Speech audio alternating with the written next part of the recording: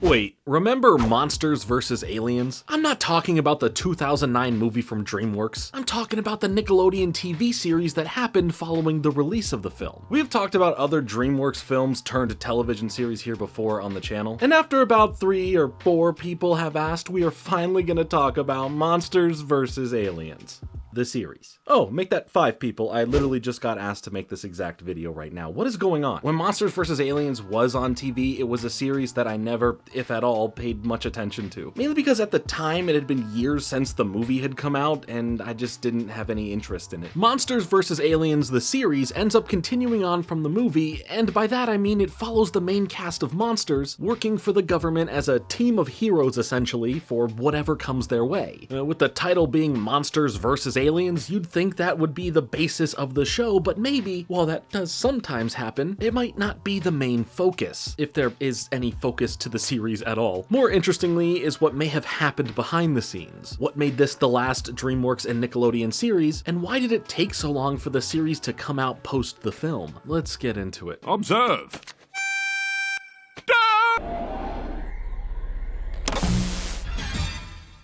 Monsters vs. Aliens, the movie, came out in March of 2009 and mainly followed Susan Murphy, who is your average human whose life then changes when a meteorite lands on her and she ends up getting some superpowers from it. Being able to grow nearly 50 feet tall, getting super strength, and having a change in hair color.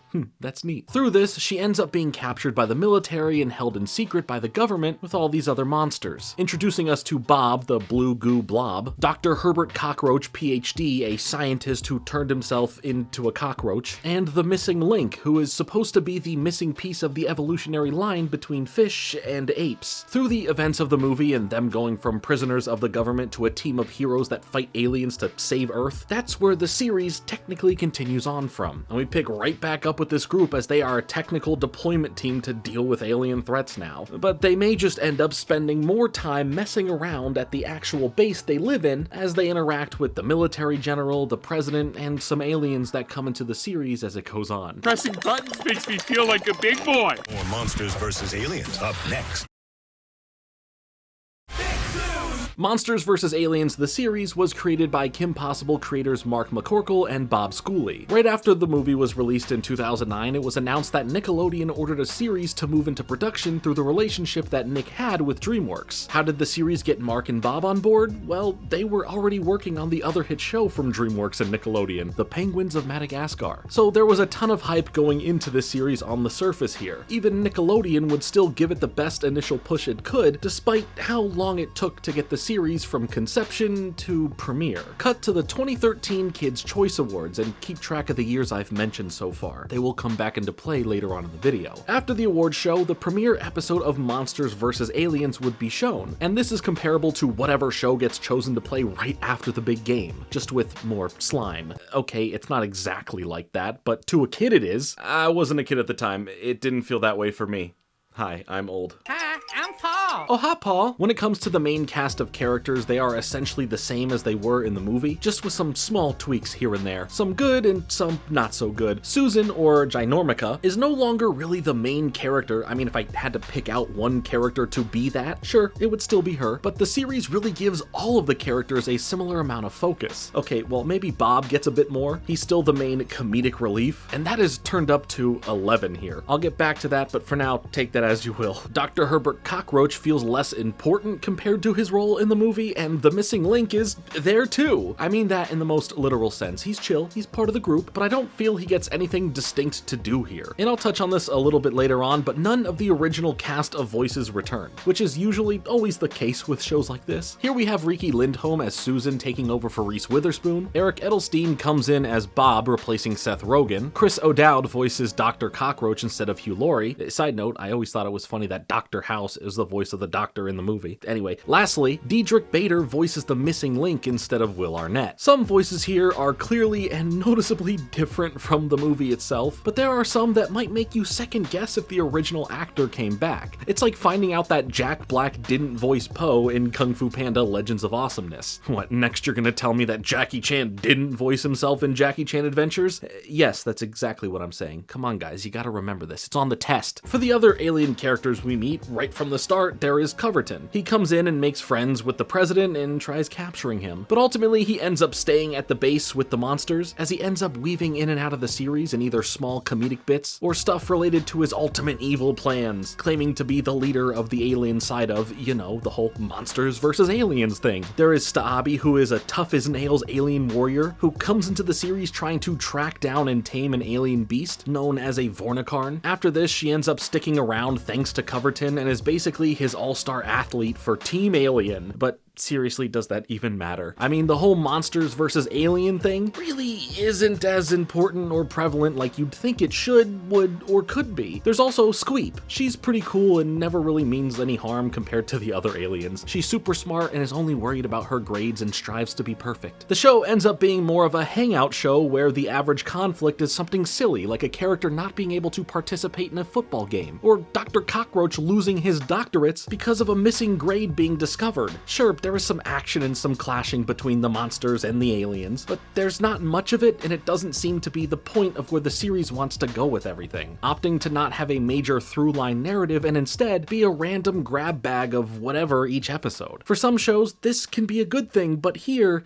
maybe not so much. Really? I'm gonna talk about my thoughts on the show here in a minute, but honestly, getting through this series required the help of GamerSupps. Staying focused to get through the series is all thanks to them. If you've been around here on the channel for a while, then you probably already know how GamerSupps helps support the channel in more than just one way. First, it's what I drink to stay focused when working on videos, so boom, that's helping the channel. And second, by heading to GamerSupps through the link in my description or by using my code FRINGE at checkout, it'll save you 10% on your order every time you use it. And through using my code FRINGE, GamerSupps directly supports me. Thank you to everyone who does use my code FRINGE. It means a lot to me that you choose to use it. That means that these videos are also powered by you, so again, thank you. So if you ever want to try some GamerSupps or you're thinking about getting some more, use my link or use my code, get 10% off your order and support the channel at the same time. Shout out to GamerSupps, shout out to you for the support, and let's get back into talking about some monsters versus aliens. Where was I?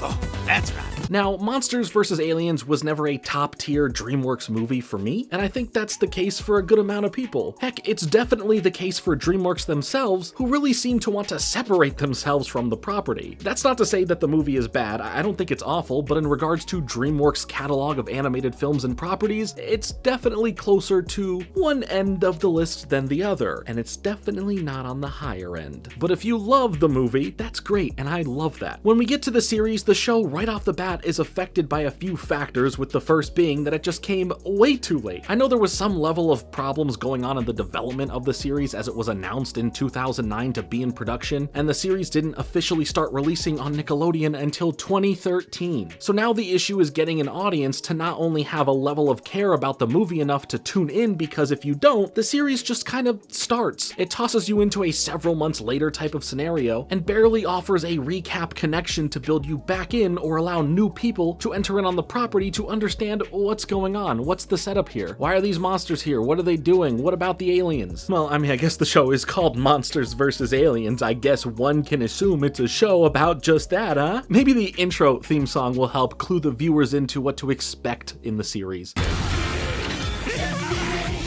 Well, I guess the theme song only knows the basic concept of monsters versus aliens by just repeating MVA over and over again, as if they were inspired by the Butt Ugly Martians theme song with them chanting BKM.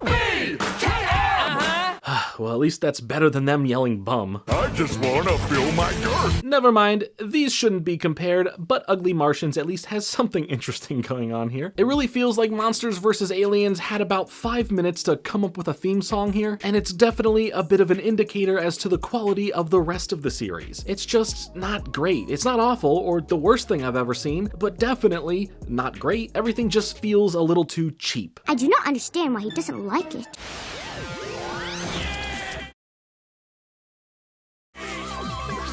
I know this was a time where a good bit of 3D animated shows were being made on a smaller dime, but Planet Sheen had more varied backgrounds with stuff going on in them. Here, things either seem lifeless or bland when it comes to the environments the characters are in. The animation quality of the characters themselves aren't the worst. It does suffer from having better looking models of themselves in the movie that came out years ago, but that just kind of happens in the movie to TV show pipeline for animated properties. And much like the natural pipeline of things, like I mentioned earlier, none of the main cast of voices returned. Not that I'd expect them to, but it can be a big thing when it's super noticeable. I will say though, Eric Edelstein does a decent job at sounding closer to Seth Rogen than not. It's just a shame that Bob, as a character being the comedic relief, is turned up a little too high compared to his character in the movie. No matter what is happening, Bob is nonstop just doing or saying things that get a bit too tiring the more you watch. I guess that's the problem with the series as well. It's tiring. Like, I am just tired while watching it. The stories in each episode or segments are usually just a big pile of nothing or surround something so not interesting for a series called Monsters vs. Aliens. Why am I watching an episode about Bob needing a bath rather than these government-employed monsters, I don't know, fighting some aliens or something? It feels a bit like wasted potential here to find a fun angle or direction to take the series in. Kung Fu Panda Legends of Awesomeness focused on aspects to continue from the movie that can tie into the future of the movie series, with Po training to be the Dragon Warrior, and the Penguins of Madagascar found their angle by focusing on the penguins and what they're getting up to when we're not focusing on the main cast of animals from the Madagascar films. There was a creative way to translate the films to the small screen that didn't have to have them feel like they needed to be as big as the movies, and Monsters vs. Aliens does this in the wrong ways of feeling nothing like the film. Yeah, sometimes there are aliens and the monsters do indeed go up against them, but for the most part, we just get a bunch of nonsense situations that end up taking up the runtime. Maybe it could have been a fun little Alien of the Week setup, and how as a team the monsters get better and closer through dealing with these situations. But what we do get just doesn't do it for me personally, and I feel that the series just suffered behind the scenes with other issues that ultimately found itself being kind of the last piece of partnership that was then just kind of tossed out before DreamWorks and Nickelodeon would no longer be making shows together like this. So let's get into all of that mess then. So like I mentioned towards the start, DreamWorks and Nickelodeon had a co-production deal to co-produce Nickelodeon shows based on DreamWorks properties. This would start off with the Penguins of Madagascar in 2008 and Kung Fu Panda Legends of Awesomeness in 2011. Monsters vs. Aliens would be their third joint series together,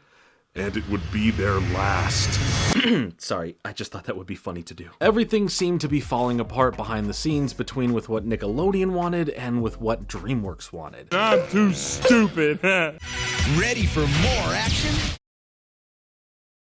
All new Monsters vs. Aliens right now. After the first season of the show came to an end after 26 episodes in February of 2014, the series was already confirmed to be dead and was not going to be getting a second season. Bob Schooley replied on Twitter when asked about the status of the show, saying, "We finished mixing the last episode in January. No second season, sadly." That tweet was from November 17th, 2013, 3 months before the series would run the final episode. So what happened here? Well, according to Bob, once again, the series ended due to low ratings, a common reasoning given for many shows that end up getting canceled. He also said it was the desire of Nick to get back to more Nick-ish shows. Jeffrey Katzenberg, the CEO of DreamWorks Animation at the time, had made some comments in regards to all of this, with Deadline reporting some quotes and information saying that DreamWorks Animation's 3 shows on Nickelodeon make a negligible contribution to the company, mostly from licensing and merchandising. These comments come all the way from April of 2013. Cut to a few months later in June, where DreamWorks Animation is now locking in a deal with Netflix for the streaming service to be the home of new animated shows based on DreamWorks properties. This was Netflix's biggest deal ever at the time for exclusivity in this manner. They were already doing a bit of dabbling and working together, as earlier in February of that same year, they made a deal where Netflix would be the home of the next series DreamWorks wanted to turn from movie to TV show, with that being Turbo Fast, which by the way was then Netflix's first original series for kids. A good way to understand a bit of what was happening is to imagine that Nickelodeon and DreamWorks were dating. Their relationship was getting a bit rocky, DreamWorks wasn't happy, and Nickelodeon was neglecting them. During this, DreamWorks ends up meeting and hitting it off with Netflix, and they end up wooing DreamWorks. As they start flirting, DreamWorks feels more loved and cared about, so with the production of their third series with Nickelodeon being over, they officially split from one another, as DreamWorks then begins a relationship with Netflix. While things totally could be worse behind the scenes during the time, it was mainly amicable publicly. Even when Jeffrey would criticize Nickelodeon and how they handled Awesomeness TV, which DreamWorks had acquired, he still tried to ease any tension behind his comments when speaking at a keynote presentation at MIPCON in October of 2013. Nickelodeon, not for any bad reasons in it, they were just filling out their schedule, so I don't want to sound the wrong way, but it's literally in the suckiest time slot they have. Monday night at 8 o'clock on July 1st. You just can't get any worse than that. Only place that the Awesomeness TV show on Nickelodeon was promoted, Brian promoted it on his YouTube channel. So in saying all of this, the end of the series was also the end of DreamWorks' and Nickelodeon's run of shows together. While the Penguins of Madagascar and Kung Fu Panda Legends of Awesomeness found more success and some more longevity on the network, Monsters vs. Aliens struggled to have more time and a shot at similar success, as well as whatever happened behind the scenes that led to how the show turned out in general. While season 2 never happened, we visit the tweets of Bob once again, where he mentions that some production was done for a second season, saying, "We actually wrote 6 more scripts for a season 2 that never happened." In the end, Monsters vs. Aliens ended after 1 season with 26 episodes or 50 segments, and in general, the property of Monsters vs. Aliens as well. There was the movie, a several-year gap until the series, and then nothing else. Well, I guess in between the film and the series, there were some short films like Bob's Big Break, Monsters vs. Aliens, A Mutant Pumpkins from Outer Space, and Night of the Living Carrots, which are all bundled together now under the title of Monsters vs. Aliens Stories. Too many S's at the end of those words in a row, just saying. Also, by the way, that last one, Night of the Living Carrots, was originally released on the Nintendo video service that was on the Nintendo 3DS. It's a 13-minute short that was released in 2 separate parts, 5 days apart from one another. It's weird, but I think that's a cool fact. Nintendo Video was an interesting short-lived service. I mean, how else could I watch the Prometheus trailer in 3D at home? Anyway, maybe that's a video for another day. Monsters vs. Aliens, the series, is not an unwatchable or truly awful show by any means. It just falls under the forgettable and bland category that unfortunately can happen sometimes. I think it just got mixed into a bad shuffle behind the scenes when it came to developing it into something, as well as the partnership between Nickelodeon and DreamWorks coming to an end. But that's going to be it today for me covering the series and giving some of my thoughts on it. I'd love to hear yours in the comments below. Either way, thanks so much for watching. Make sure to leave a like on this video and to subscribe for more videos like this coming soon. But until then, later.